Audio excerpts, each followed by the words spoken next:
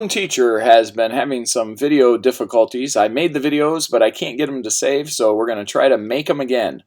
And so maybe we won't have it so fancy, but we'll try to get through the notes quickly for you, and so you can get your e-learning done. So hopefully the intro video, we had a little trouble with providing access to the PDF files, but that should work now. But you need to be logged into your own Google account. If you're logged into your parents', it will not work. And then I'll have to give you access, and I can do that, and so that'll be fine.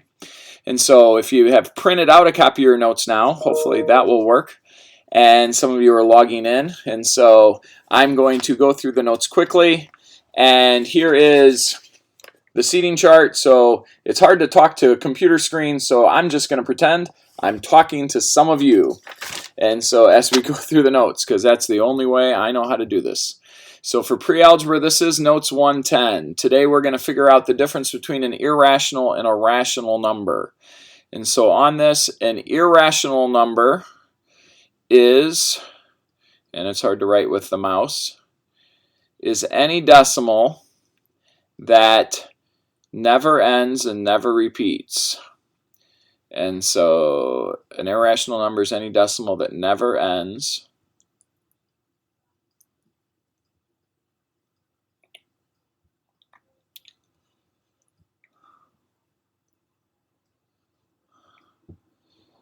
and never repeats.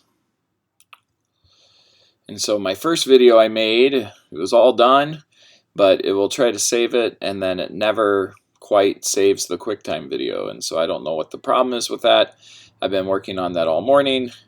And the first intro video that maybe you've seen was made on the iPhone, and this is made here, and I don't know how that can work.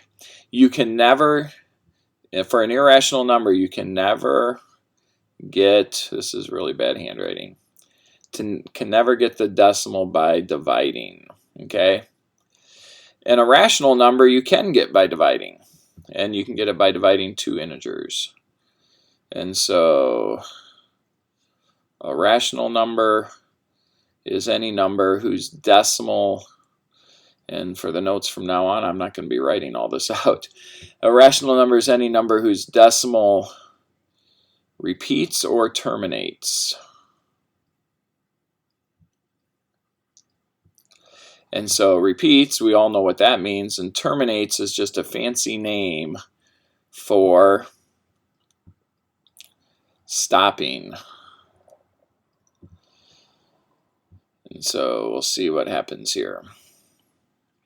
And hopefully this video doesn't stop before we get done.